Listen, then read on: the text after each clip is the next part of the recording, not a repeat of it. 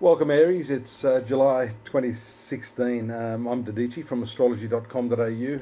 Seems like I'm looking down at you, but I've had to use my mobile phone this month because I'm in transit in Sydney, Australia, beaming in the astrological information for you. So excuse the mess, selling my mother's property here, and so as you can see, astrologers also have difficult transits to deal with. It's not just those that come to the astrologer.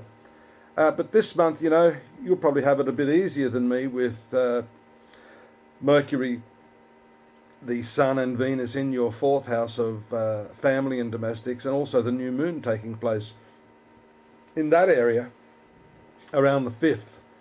And then the full moon taking place on the 20th in the opposite sign.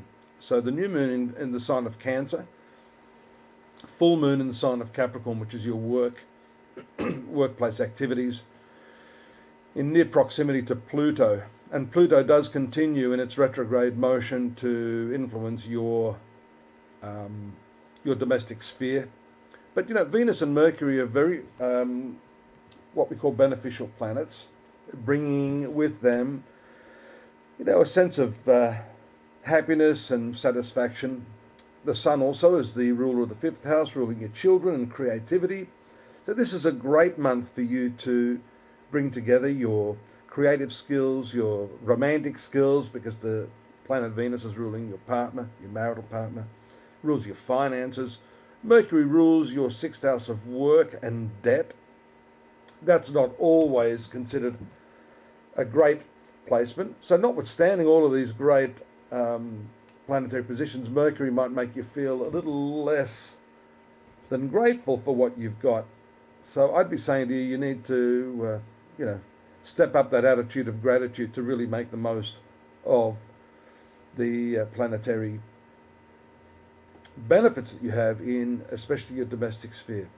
The month does start off, however, with some difficult and challenging aspects, such as the moon opposite Mars. That is occurring in your financial sector. And with Mars just moving into its stationary direct movement after being retrograde for some time, that is going to be one where you have to control your impulses and your tendency to be very angry, because Mars is your ruling planet. It's been stationed in this area for some time, your 8th house, which is not an easy house to deal with. It has a lot to do with your shared finances. It has to do with your sexuality. I mentioned this 4th house of family and domestic circumstances, generally being the background of what will be happening to you this month. But that Mars-Moon opposition shows that there could still be some challenges there, disagreements over money related to the domestic sphere, and how you will deal with that is a pretty important question.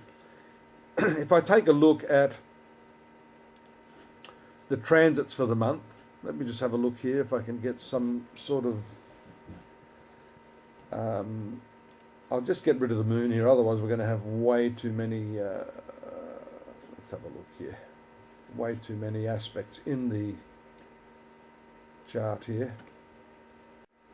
So we see the transits of Venus, for example. We mentioned Pluto. There's a really intense aspect leading up to the beginning of July. And you're going to feel the full brunt of that as the first week of July starts with Venus opposite Pluto. So that connection with your partner and the way money is handled, especially with respect to your domestic circumstances, is an important transit to watch out for. You've got to sort of take a hands-off approach with money, especially in the first part of the month. But we see that your creativity is really peaking with the Sun moving into the trine aspect of Neptune up to the 3rd of July. And that has a lot to do with your professional activities as well. We see, for example, that Neptune being in your 12th house is in a strange way related to your career planet Saturn. And that is a right angle or a square that's taking place. So you are challenged, but what I'd be saying to you is that you need to trust your instincts on what your creative sense and your creative intuition is telling you in that area. Because it could be a case this month that people don't necessarily trust what you have to say. But if you have any self-doubt, then of course you're gonna lose your case and not be able to contribute to the level that I think you can this month. And yet this is a principle-based transit, having Saturn in your 9th house. The 9th house is the higher mind, as I mentioned in my introduction to the month. And so it's important that you hold your ground and, really put your best foot forward in terms of your ideas and your creative input. We see that Jupiter, which has still only just recently entered your 6th house of work, well, rather just recently entered into that conjunction with the North Node in your 6th house of work, that you're wanting to change and radically transform some of your work practices. So that's tied in also with that square aspect from Neptune to Saturn. Some of the ways in which you want to work are going to be rather odd. They may seem a little bit weird to the people that you work with. But I suppose the proof is in the eating. You have to prove that some of these new methodologies you're proposing are indeed useful. And so you should start with some small things, if that's possible, to prove the merit of what you are showing others. Around the 16th, this is just preceding that full moon in your 10th house of work, we see the right angle from Sun to Uranus. So the Sun to Uranus will indicate some rather sudden and abrupt changes in your domestic circumstance. So we talked about that at the outset. This is the unexpected. Uranus is also showing us, because it is in your sun sign now and has been for a while. That's another factor, showing your progressive attitudes and the way in which you want to do things may be at odds with the general consensus, both in your personal life and your working life.